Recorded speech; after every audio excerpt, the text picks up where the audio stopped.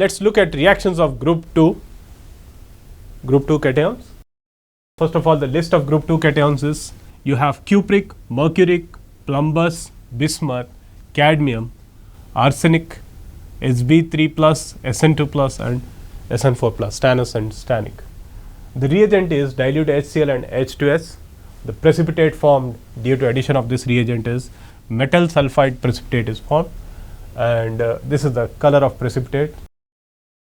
Mercuric sulfide, lead sulfide, cupric sulfide and bismuth sulfide are black. Cadmium sulfide, arsenic sulfide and stannic sulfide are yellow.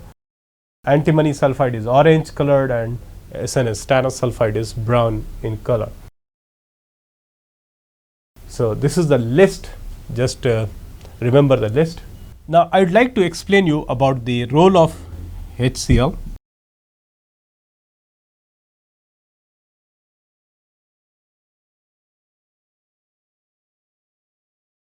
HCl dissociates completely into H plus and Cl minus, whereas H2S partially dissociates into H plus and S2 minus. This is the common ion, and due to common ion effect, the ionization of H2S is suppressed. It helps in maintaining low concentration of sulfide. The concentration of sulfide is so low that it will selectively precipitate out only group 2 cations. Other cations of other groups like group 3, group 4, group 5 metals, their cations are not precipitated as sulfides because the concentration of sulfide is being maintained very low. Only those metal sulfides are precipitated whose Ksp values are very low, and these are the metals whose Ksp of sulfides of these metals will be very low, and these are precipitated. One very important point regarding group 2 cations is this. Pb2 plus, regarding Pb2 plus I would like to tell you, Pb2 plus is a member of group 1 as well as group 2.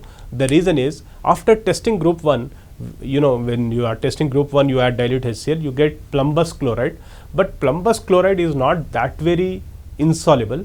Its solubility is reasonably okay. So when you filter on the residue you get PbCl2 no doubt, but some Pb2 plus passes into solution, and this solution we use it for testing group 2, and this solution has sufficient amount of Pb2 plus to form a precipitate of PbS, because when compared to PbCl2, Ksp of PbS is very low. So a sufficient amount of Pb2 plus is available after testing group 1.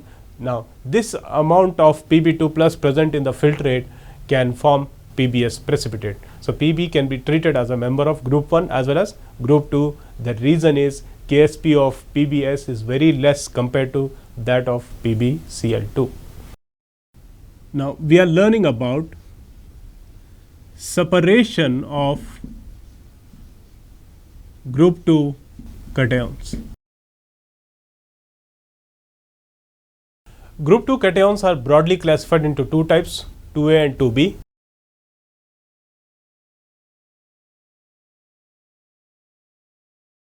(2A) and 2B. 2B cations are soluble in yellow ammonium sulfide. See, 2A cations are copper, mercuric, lead, bismuth and cadmium. These are insoluble in yellow ammonium sulfide. These are soluble in yellow ammonium sulfide. The cations, the sulfides which are soluble in yellow ammonium sulfide, their cations are placed in group 2B, and 2A consists of those cations whose sulfides are insoluble in yellow ammonium sulfide. Now this is the first step. This we don't have in our JEE syllabus, so let us forget about this. See, what is not included in this is present here. So that means you have arsenic here, you have tin, antimony. So those cations are present in group 2B, which we don't have in JEE syllabus. These are the substances, actually even cadmium is not there. So these are the substances which we have in JEE syllabus. Let's see how these are further separated. Now to this we add dilute HNO3. You get residue. Residue is for the substance which has not dissolved. Residue consists of HGS. HGS is insoluble in HNO3. This dissolves in aqua regia. In aqua regia, it will dissolve as mercury chloride. Now, the filtrate consists of all these substances except mercury. So, filtrate consists of copper, lead, bismuth and cadmium. To this filtrate, we add dilute sulfuric acid.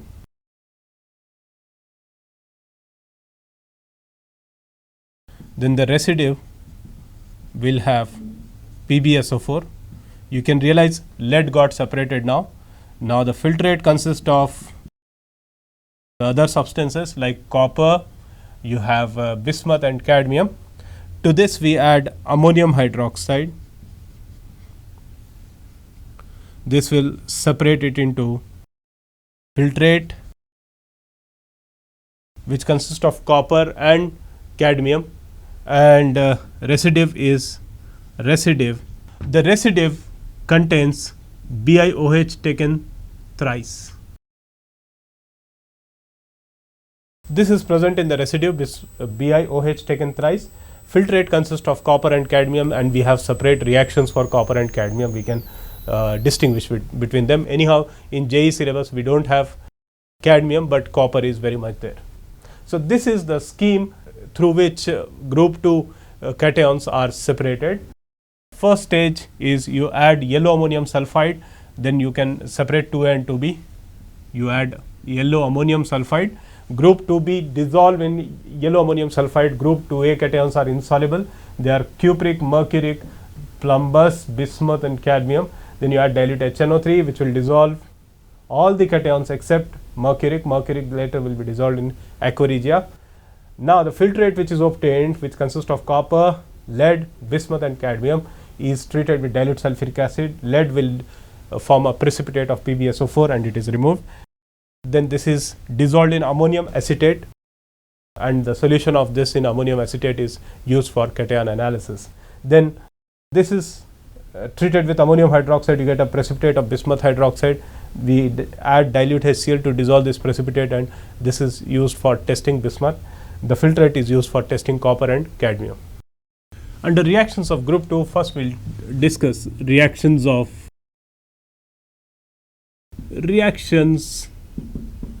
mercuric. A. Mercuric, when it reacts with H2S, you get a black precipitate of mercuric sulfide. Mercuric, when it reacts with ammonia, actually mercuric we are testing in a solution of aqua regia where we will have mercuric chloride. So you get amido mercuric chloride. It's a white precipitate. Amido mercuric chloride is a white precipitate. Next, mercuric, when it reacts with Ki, you get a scarlet red precipitate of mercuric iodide. This reacts with excess of Ki. You get K2HgI4, which is popularly called as Nessler's reagent. It's a soluble complex.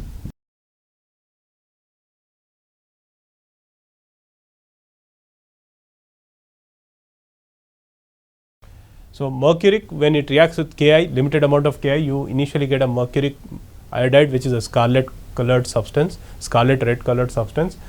When you add excess of Ki, you get K2HgI4, which is a soluble complex and popularly known as Nessler's reagent. One more reaction, D. Mercuric, it reacts with stannous chloride. The stannous chloride is a good reducing agent, and mercuric is reasonably good substance which can undergo reduction. So you get gray mercury and stannic chloride. mercuric first changes to mercurous and ultimately it changes to metallic mercury, and stannous gets oxidized to stannic. It's a redox reaction. So these are some important reactions of mercuric. Now let's now talk about reactions of Bi3 plus. A Bi3 plus, it reacts with Ki to initially give a brown precipitate of BiI3. When you add excess of Ki, you get a complex BiI4 minus. It's an orange colored complex, soluble complex. Bi3 plus, when it reacts with H2S, you get a black precipitate of Bi2S3.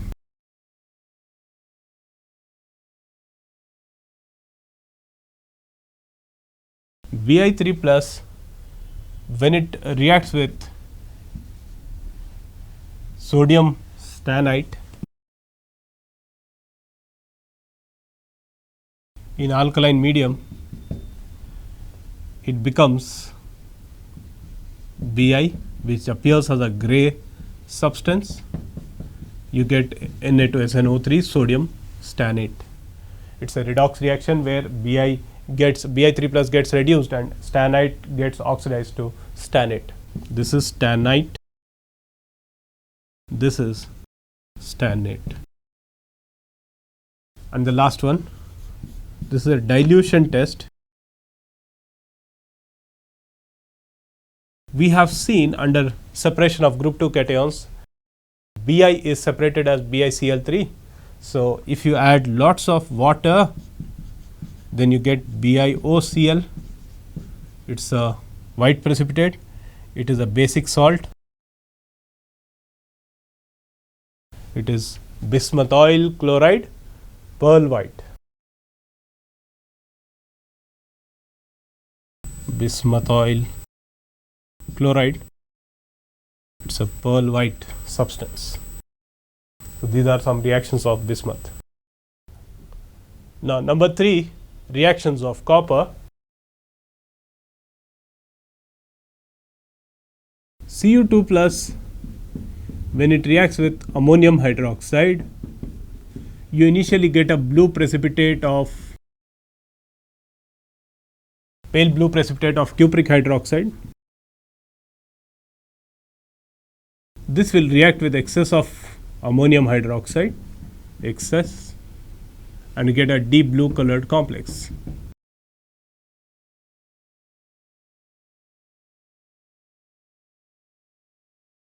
It's a tetracoordinated complex, deep blue colored.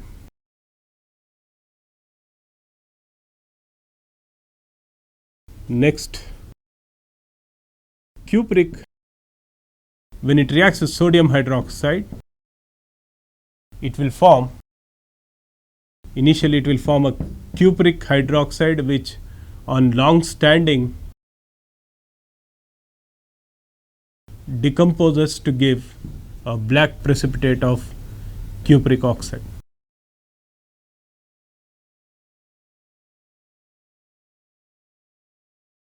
Cupric reacts with cyanide, a redox reaction takes place. You get CuCN plus cyanogen.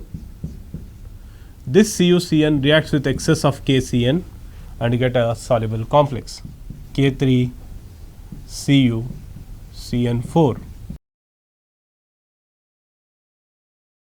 In this complex, oxidation state of copper is in +1 state. So it is cuprate 1. Cu2 plus K4FeCN6 potassium ferrocyanide. Let's see what happens. You get Cu2 FeCN6. This has a chocolate brown color.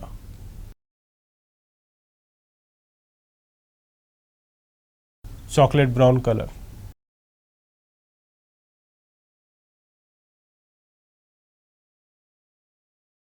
Next reaction, Cu2 plus Ki, you get Cui plus I2. This subsequently reacts with I minus to give I3 minus. This is brown colored substance, whereas this is white. So these are few important reactions of cupric.